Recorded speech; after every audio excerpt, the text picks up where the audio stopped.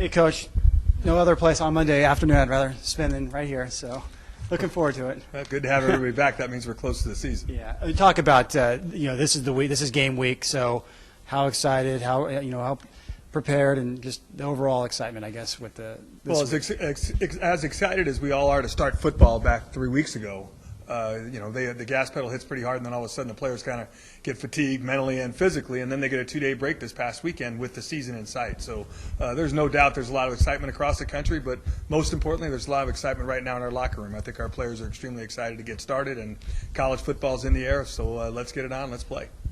So I guess training camp is essentially over. This is a normal game week. So how would you characterize how training camp went, and how prepared you guys feel like you are for this game? Well, number one, our earlier conversation, the good news is we stayed pretty healthy, which is a great thing to do during camp. And also we had the opportunity to prepare for the last couple of weeks. We actually started on San Diego State about last Tuesday or Wednesday, so the players will have a good 7 or 8 actual practice days of San Diego State things, and I think we've refined some things and feel better as we've gone through the weekend about what we're going to install in order to face the Aztecs offensively, defensively, and on special teams.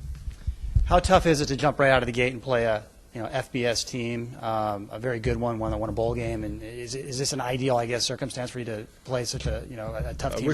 I wish they were what they were 4 years ago. I feel a lot better about things, but regardless of who you're playing and all those things, and I really do believe that coaches always say play as well as you can play is all you really can do. That's a fact. What we want to do is we want to give ourselves the opportunity by playing as well as we possibly can in all 3 phases of the game. And if we take care of business in our preparation on a daily basis, in our focus on what we're trying to accomplish, and go and play the game to the best of our abilities against a very good San Diego State football team, then let chips fall where they may at the end of 60 minutes. I can't do anything else but prepare our football team, and that's really all our players can do. We can't control San Diego State. We control what we are and what we want to be at Cal Poly. We'll talk about San Diego State a little bit more, like what makes them so good, and especially last year they got a lot of guys coming back, and how tough of a team is this? Well, I think no question that Coach Hoke had changed the mentality of who they were as a football program down there. I think that was number one. San Diego State's always had good athletes, and they've always had pretty good tradition and all those things. But I think the focus of football, I think that's returned to San Diego State, and I think that Brady did a tremendous job installing that. I think also they have good players, and then you add Coach Long to the dimension. And Coach Long's got years of college coaching experience, head coaching experience. He's pretty unpredictable about what he does on defense as compared to other programs you're going to face across the country. So it's a huge challenge, and then add to it arguably the best drop-back quarterback maybe in the United States. I mean, he's 6'5", 235 pounds, and he can sling it. And then you put Ronnie Hillman back there at tailback, 4 returning starters on the offensive line, 3 tight ends that people are saying are going to play in the NFL. That's a pretty potent offense. And then defensively, like I said, the scheme plus a couple of their players, a couple outside linebackers in a corner, and obviously the young man from Morro Bay, they're good on defense. And I think that they've really installed a mentality that they will be good.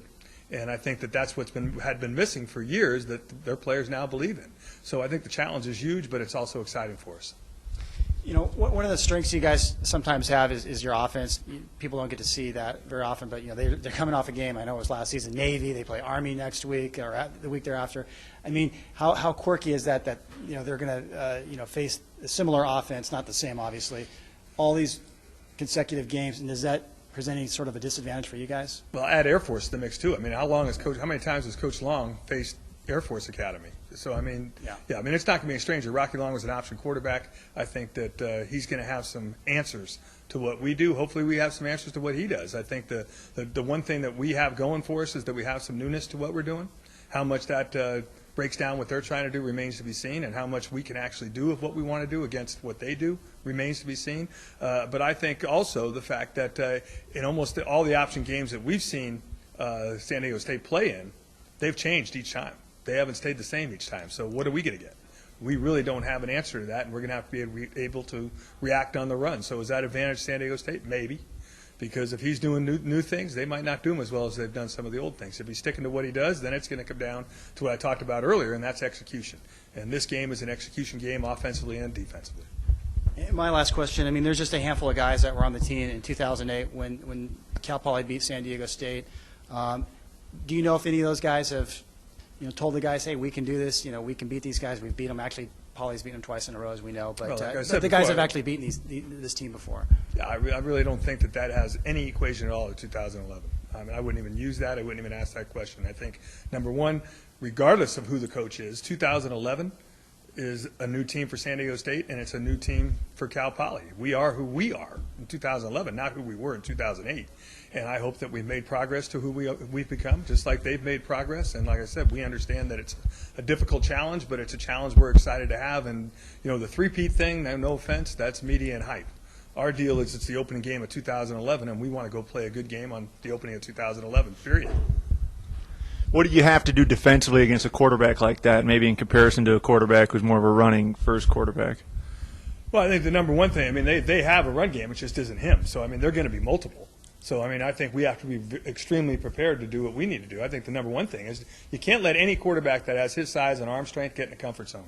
If he gets comfortable back there, he's going to play catch with his receivers. And I think that's a huge advantage that they probably think going in with the complement they have in the run game, that they can make him feel comfortable in the pocket. And it's our job, when we get him into passing situations, to make him feel uncomfortable. If we can do that, then we'll give ourselves an opportunity. The best way to do that is good pressure, good solid coverage, make him find a second or third guy, and then play football after that.